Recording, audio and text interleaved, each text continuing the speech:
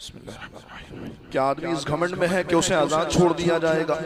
کیا وہ ایک منی کا قطرہ نہ تھا جو گرایا جاتا ہے، پھر خون کا لوتھڑا ہو گیا تو پیدا فرمایا، پھر ٹھیک بنایا تو اس سے مرد اور عورت کی دو قسمیں بنائیں؟ کیا جس نے یہ سب کچھ کیا وہ مردوں کو زندہ کرنے پر قادر نہیں ہے؟ سورۃ القیامہ کی آیتیں مکمل ہو گئیں۔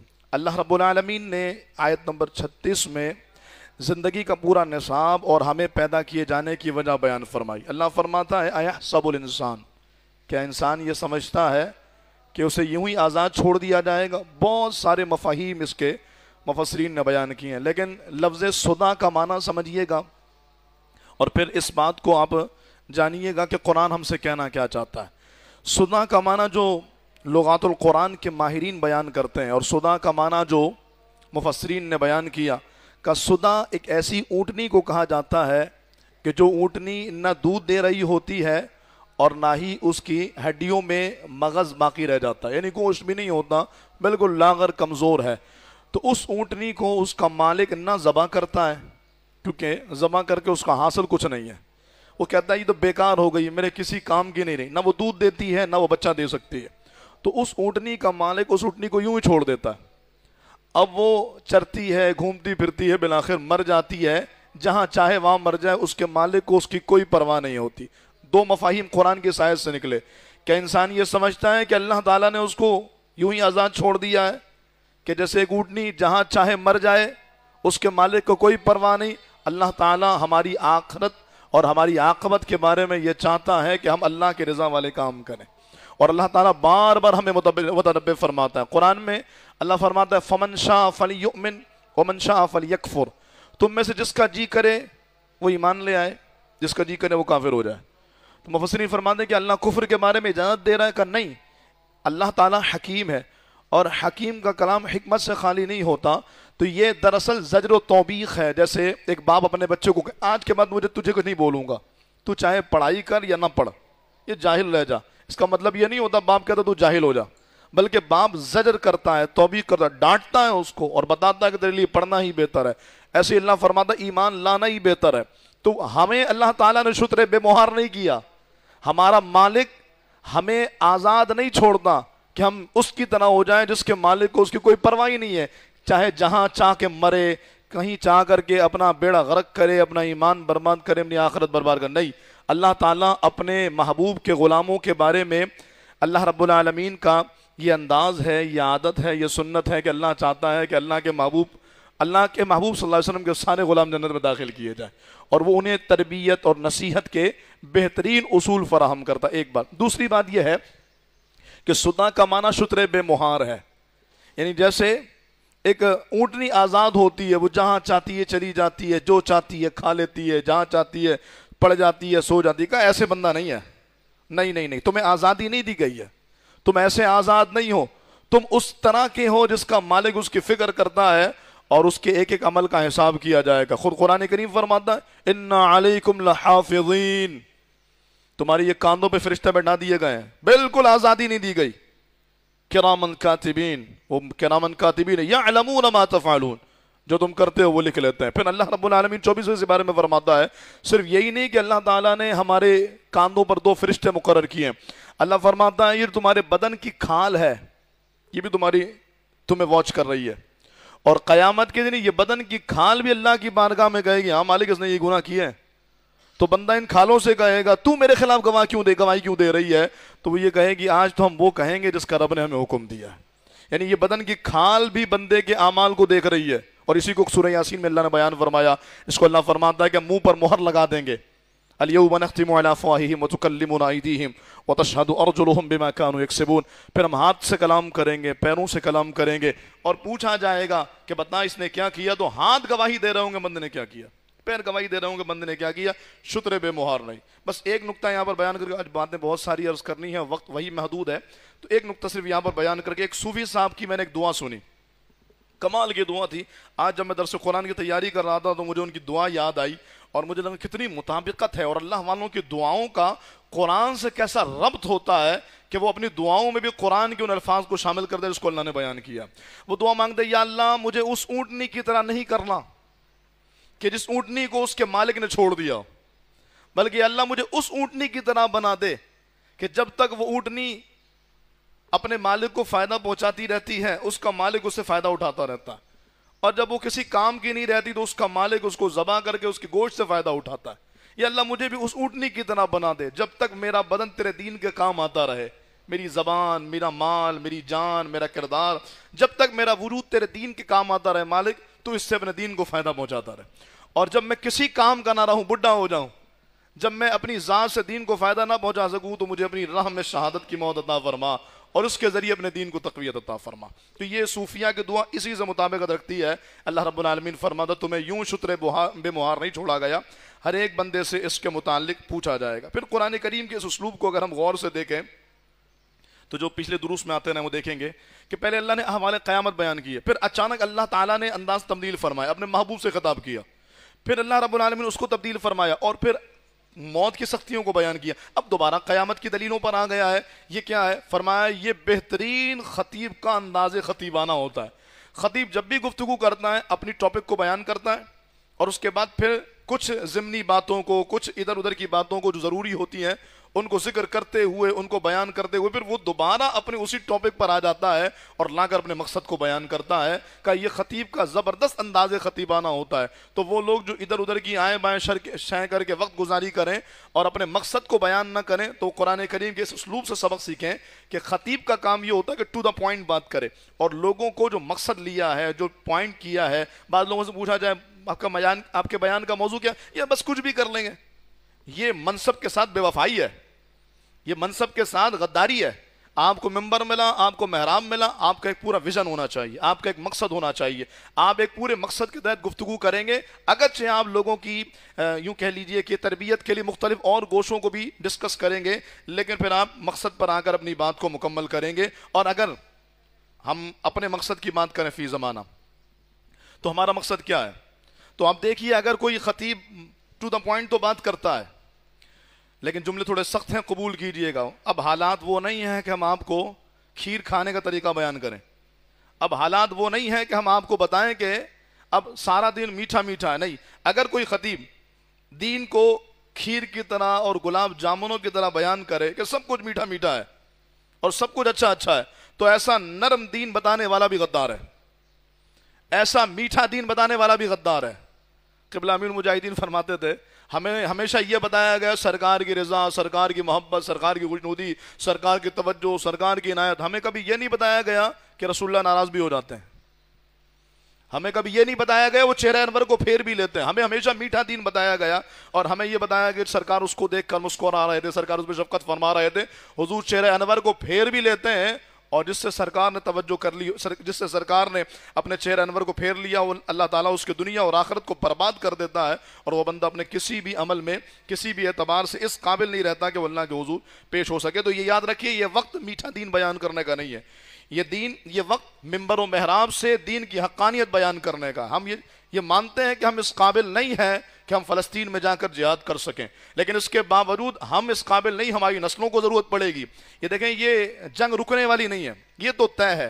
ہم نے کبھی افغانستان پر جب حملے ہوئے تھے، ہم چھوٹے چھوٹے تھے، اس وقت ہم نے سنا تھا کہ یہ دائرہ کار بڑھے گا، پھر ہم نے عراق کا حال دیکھا، پھر ہم نے فلسطین کی جو صورتحال ہے تجویز بڑھتی چلی جا رہی ہے، بگڑتی چلی جا رہی ہے، غزہ کے اس خطے کو کیسے برباد کر کے رکھ دیا۔ صرف غزہ نہیں، صرف بیت المقدس نہیں، صرف فلسطین نہیں، پھر یہ سلسلہ آگے بڑھا ہے۔ شام میں جو اسرائیلی فورسز کر رہی ہیں آپ نے دیکھا، لبنان کی جو صورتحال ہے، یمن کے جو حالات ہیں، برما کے جو حالات ہیں، یہ سلسلہ رکا نہیں ہے۔ ہم نے پہلے ہی بتا دیا، اسرائیل کی کہ فلیگ میں جو دو بلو کلر کی بارڈر لائن ہے، یہ بتاتی ہے کہ یہ پوری بارڈر لائن کے اندر آپ کا مکہ بھی شامل ہے، مدینہ بھی شامل ہے۔ لیکن جناب ہم کیا کریں، ہمارے ہاں مکے اور مدینے کے حوالے سے بھی لوگوں کے اندر ایسا گوشہ پایا جاتا ہے۔ آج 7 شوال مکرم ہے، کل 8 ہے، آپ میں سے شاید ہی کسی کو یاد ہو 8 شوال مکرم یوم انہدام بقی ہے۔ یہ وہ دن ہے جب بقی پاک میں میری ماں سیدتنا شہزادی کونین رضی اللہ تعالی عنہ کے مزار پہ بلڈوزر چلا دیے گئے تھے۔ یاد ہے آپ کو؟ نہیں یاد۔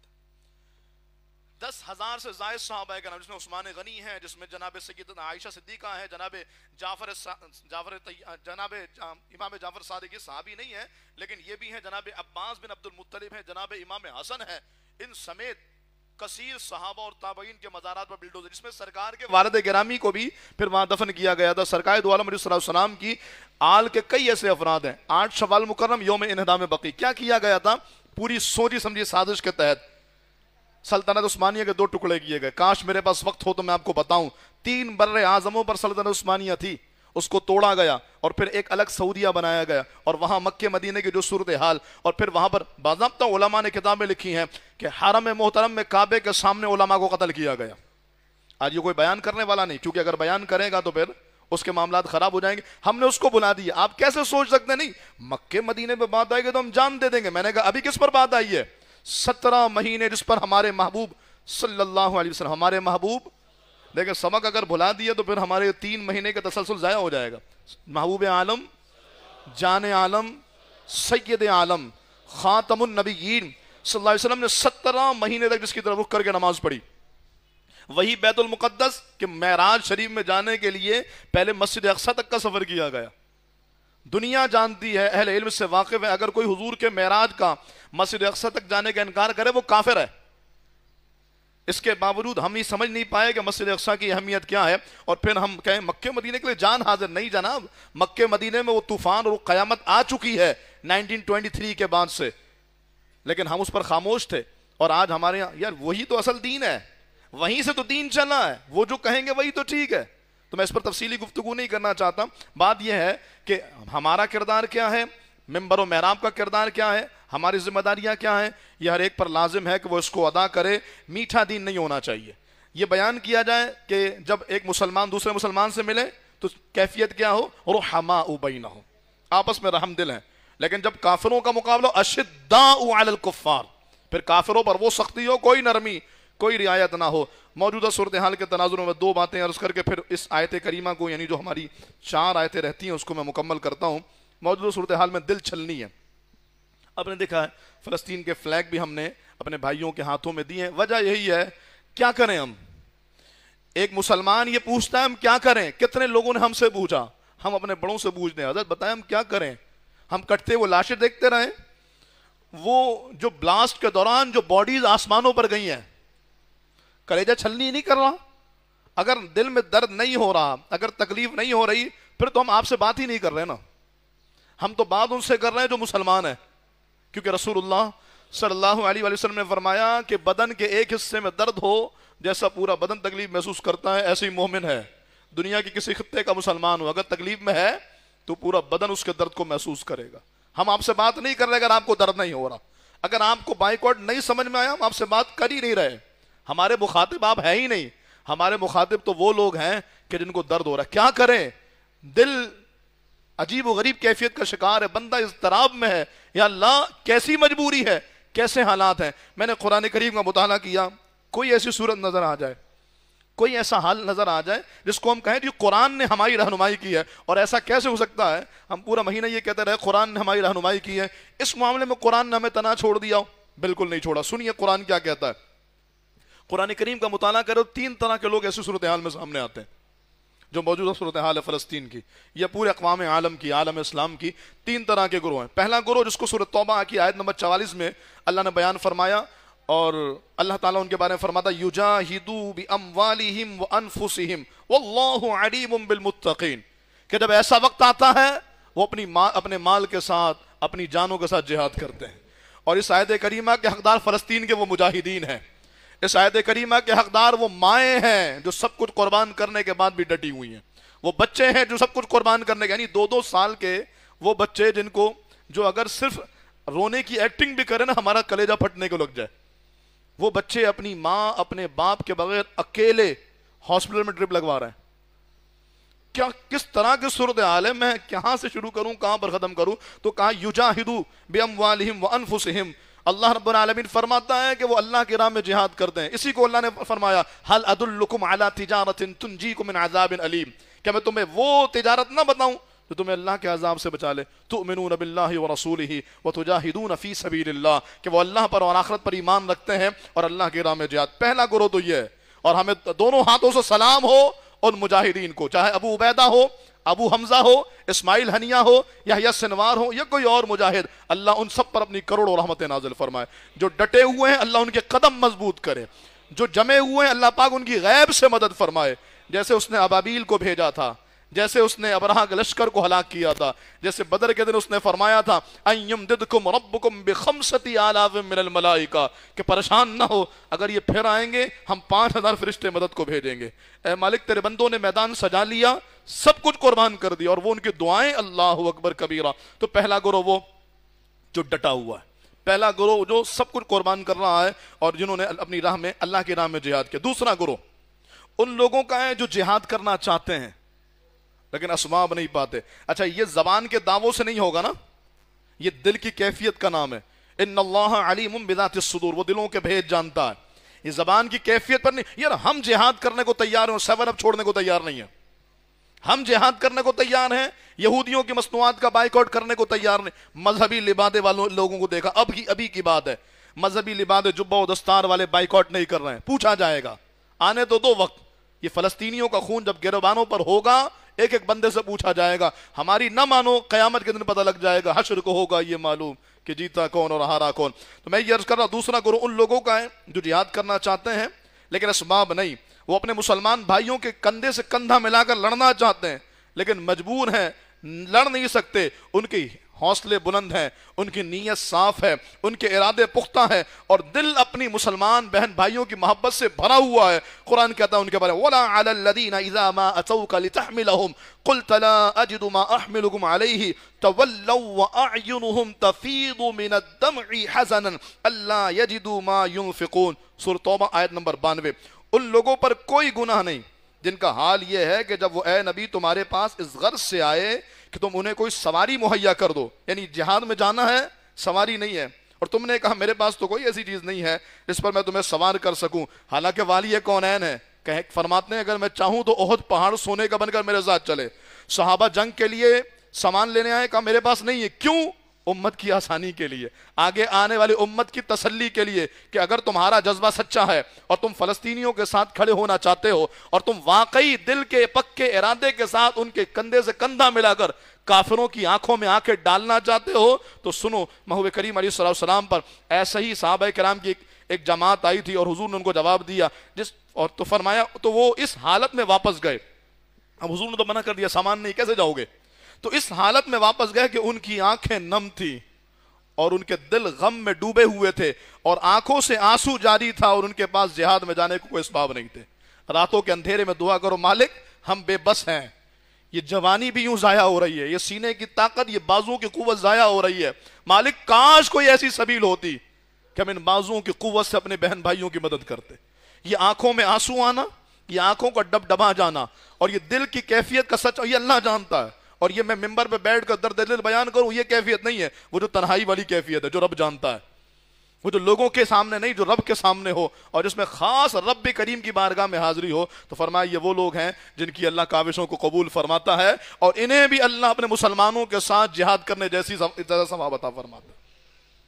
تیسرا گروہ وہ ہے ان مسلمانوں کا ہے کہ جو خود کو مسلمان تو کہتے ہیں لیکن ایمان و کفر کے درمیان جنگ جب ہو تو خود کو نیوٹرل سمجھتے ہیں، اس کے دل اور ضمیر پر ہوا میں اچھلتے ہوئے بچوں کی بکھری ہوئی لاشیں، چیختی ہوئی ماؤں کی صدائیں، کٹے اور ٹکڑے ہوتے جسم اور اپنے پیاروں کی لاشوں کے بجائے لاشوں کے ذرات کو چٹکیوں سے جمع کر کے گڑھے میں دفنانے پر بھی کوئی اثر نہیں ہوتا۔ وہ ہمیشہ اس ٹو میں رہتے ہیں کہ کسی بھی طرح یہ ثابت کیا جائے یا غلطی مسلمانوں کی ہے، جنگ کیوں شروع کی، غلط کیا مسلمانوں نے، یہ نہیں کرتے تو ایسا نہیں ہوتا، انہیں اس سے کوئی فرق نہیں پڑتا کہ مسلمان کیا کر رہا ہے۔ قرآن کہتا ہے انما السبیل علی الذین یستأذنونک وهم اغنیاء رضوا بان یکونوا مع الخوالف وطبع اللہ علی قلوبہم فهم لا يعلمون۔ سورۃ توبہ آیت نمبر 93۔ اب دیکھیں پوری سورۃ توبہ ہی ہے نا، پہلی ہم نے آج سورۃ توبہ کی آیت نمبر 44 پھر 92 اب 93۔ اللہ فرماتا ہے الزام تو ان لوگوں پر ہے جو مالدار ہونے کے باوجود تم سے اجازت مانگتے ہیں، وہ اس بات پر خوش ہیں کہ وہ پیچھے رہ جانے والی عورتوں میں شامل ہو گئے اور اللہ نے ان کے دلوں پر مہر لگا دی اس لیے انہیں حقیقت کا پتہ نہیں چلتا۔ اگر بائیکاٹ سمجھ میں نہیں آ رہا اللہ نے دلوں پر مہر لگا دی ہے۔ اگر حکمران ہونے کے باوجود بے حس ہو، اگر طاقت ہونے کے باوجود اگر فورس ہونے کے باوجود، اگر قوت ہونے کے باوجود بے حس ہو تو سنو اللہ نے دلوں پر مہر لگا دی ہے. اور یہی وہ لوگ ہیں جن کے بارے میں سورہ آل عمران کی آیت نمبر 156 میں اللہ فرماتا ہے یا ایھا الذین آمنوا لا تکونوا کالذین کفروا وقالوا لاخوانهم اذا ضربوا في الارض او كانوا غزا لو كانوا عندنا ما ماتوا وما قتلوا. اے ایمان والو، ان کافروں کی طرح نہ ہونا جنہوں نے اپنے بھائیوں کے بارے میں کہا جب وہ سفر میں یا جہاد میں گئے اگر یہ ہمارے پاس ہوتے تو مرتے نہیں اور قتل نہیں کیے جاتے. کیا ضرورت تھی جانے کی، کیا ضرورت تھی لڑنے کی؟ کرہ اللہ بعاثہم فثبتہم وقیل اقعدوا مع القاعدین. سورۃ توبہ آیت نمبر 46. اللہ فرماتا اللہ نے ان کا اٹھنا پسند ہی نہیں کیا. یہ بات ہے، اگر بائیکاٹ نہیں ہو رہا نا، اللہ نے چاہا ہی نہیں کہ تمہارا حصہ شامل ہو جائے. اللہ نے پسند ہی نہیں کیا. 57 اسلامی ممالک، بڑی بڑی طاقت قوت اور شان و شوکت دکھانے والے، کرہ اللہ بعاثہم فثبتہم، اللہ نے یہ چاہا ہی نہیں کہ تم اللہ کی راہ میں کھڑے ہو جاؤ. جہاد کرنے کی تمہیں توفیق اسی لیے نہیں ملی. وقیل اقعدوا مع القاعدین، اس لیے انہیں سست پڑا رہنے دیا اور کہہ دیا گیا کہ جو اپاہج ہونے کی وجہ سے بیٹھے ان کے ساتھ تم بھی بیٹھے رہو. تم بھی انہی لنگڑے لولوں کی طرح ہو جو جہاد میں نہیں جا سکتے، جو جنگ نہیں کر سکتے. اللہ کا احسان ہے، اللہ نے ہمیں درد دل والا رکھا ہے.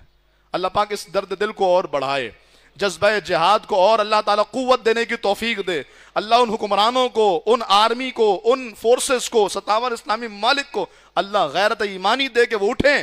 فتوہ جہاد کر دیتے دیتے بہت دیر ہو گئی. اب جہاد کا فتوہ دینے کا وقت نہیں، اب نکل کر عملی میدان میں کردار ادا کرنے کا وقت ہے. قرآن کہتا ہے وَمَا لَكُمْ لَا تُقَاتِلُونَ فِي سَبِيلِ اللَّهِ، تمہیں کیا ہو گیا ہے کہ اللہ کے راہ میں جہاد نہیں کرتے. وَالْمُسْتَضْعَفِينَ مِنَ الرِّجَالِ وَالنِّسَاءِ وَالْوِلْدَانِ الَّذِينَ يَقُولُونَ رَبَّنَا أَخْرِجْنَا مِنْ هَذِهِ الْقَرْيَةِ الظَّالِمِ أَهْلُهَا.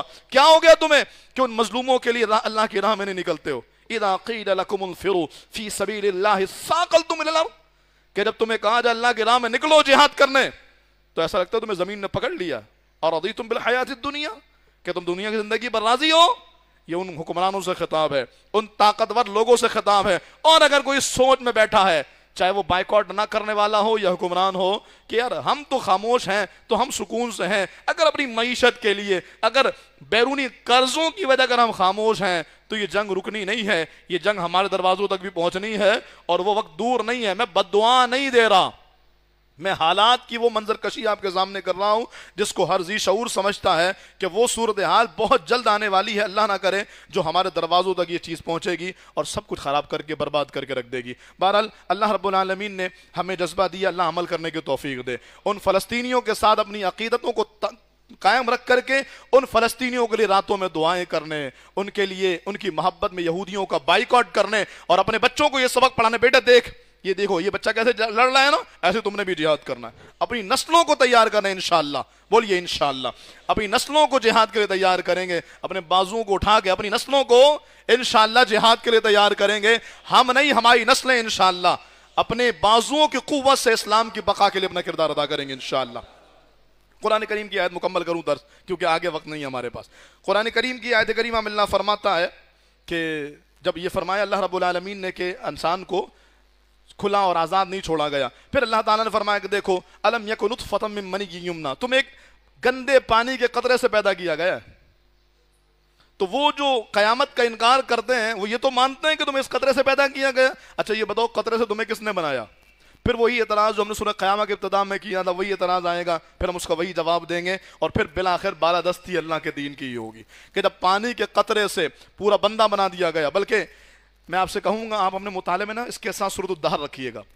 سورۃ القیامہ اور سورۃ الدہر کو مفسرین کہتے ہیں یہ آپس میں بہنیں ہیں سمجھانے کے لیے، بالکل ربط ایک جیسا ہے. ابھی یہاں فرمایا الم یک نطفۃ من منی یمنی، کہ تو ایک وقت وہ تھا جب تم پانی کے قطرے تھے. اور قرآن کریم سورۃ الدہر میں اللہ فرماتا ہے هل اتى على الانسان حين من الدهر لم يكن شيئا مذكورا، انسان پر ایک وقت ایسا بھی آیا کہ جب وہ کوئی ذکر کردہ شے نہیں تھا. یعنی پہلے منی بیان کی، پھر نامذکور یعنی ذکر کردہ شے نہ ہونے کا بیان. تو کہا یہ حکیم رب کا عظیم کلام ہے. دوبارہ بھی یہ کہہ سکتا تھا کیا تم پر ایک وقت وہ نہیں آیا جب تم منی تھے، پانی کا قطرہ دے، لیکن نہیں، بار بار ایک ہی لفظ آئے تو اقتحاٹ کا امکان ہو سکتا ہے، ایک نفیس آدمی لفظ منی کو قبول نہیں کرتا، تو لہٰذا پہلے منی کا ذکر کیا، پھر کہا ایک ایسا دور بھی آیا جب تم کچھ بھی نہیں تھے، جب تم امشاج تھے، یعنی جب ماں اور باپ کے اس نطفے کا ملاپ ہوا، فجعلناہ سمیعا بصیرا، تو ہم نے تمہیں سمیع اور بصیر بنا دیا۔ 1400 سال پہلے قرآن نے وہ تحقیق بیان کی ہے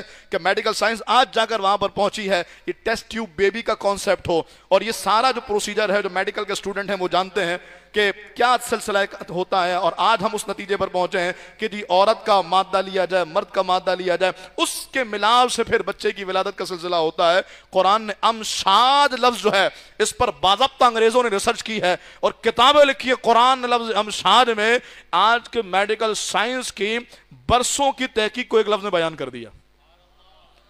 تو وَلَقَدْ يَسَّرْنَا الْقُرْآنَ لِلذِّكْرِ فَهَلْ مِن مُدَّكِرٍ، تو ہم نے اس قرآن کو نصیحت کے لیے آسان کیا ہے، کوئی نصیحت حاصل کرنے والا؟